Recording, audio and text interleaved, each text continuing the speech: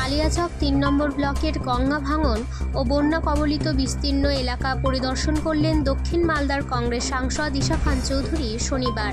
তিনি পরিস্থিতি পরিদর্শনে এসে ক্ষোভ প্রকাশ করলেন কেন্দ্রীয় সরকারের ভূমিকা নিয়ে।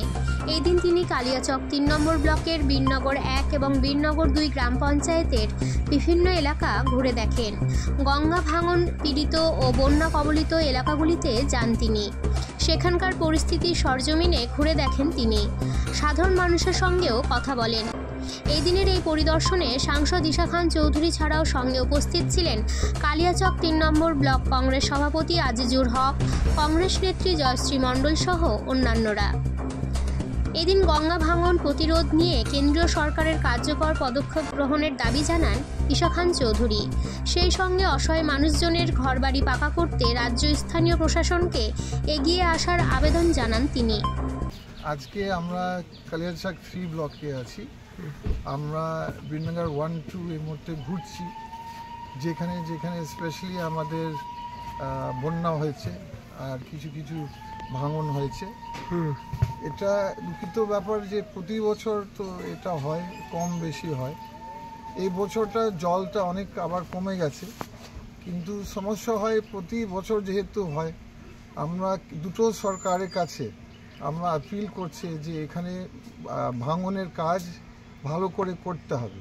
তার জন্য আমি আমাদের লোকসভাতে অলরেডি 5 বার বক্তব্য রেখেছি, মন্ত্রীর সঙ্গে বারবার দেখা করেছি। আমরা ভালো কাজ চাই, লং টার্ম কাজ চাই।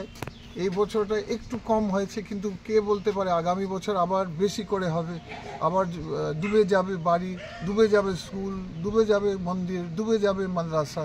তো সেরকম আমাদের বড় কাজ দরকার, এটা আমার দাবি 2 সরকারের কাছে। এবং যাদের বাড়ি আছে, গরিব লোক আছে, তাদের কলোনি দরকার, জায়গা তো নেই ওদের দরকার।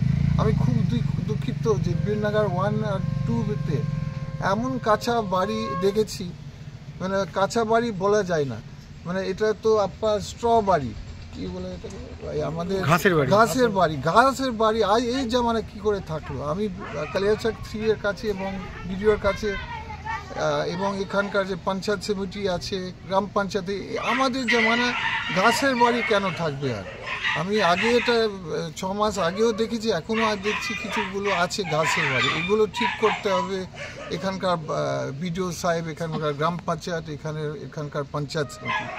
আর ভাঙন যে হচ্ছে, বড় বড় টাকা দরকার, যে টাকা দিচ্ছে কেন্দ্র সরকার কোনোদিন কিছু হবে না। টাকা এমন কমিয়ে দিয়েছে যে সেরকম কাজই হয় না। তো আমরা চাই বাজেটটা গোটা মালদা মুর্শিদাবাদের জন্য একটা বড় বাজেট, যেমন ছিল ইউপিএ সরকারের টাইম, যেখানে ফরাক্কা বারাজ থেকে কেন্দ্র সরকার দেখতো 80 কিলোমিটার ডাউনস্ট্রিম মুর্শিদাবাদে আর 40 কিলোমিটার আপস্ট্রিম মালদা অবধি। এটা আমাদের দাবি এবং আগামী দিন আমরা এটা নিয়ে প্রতিবাদও করব, বিরাট বড় একটা প্রতিবাদ করব।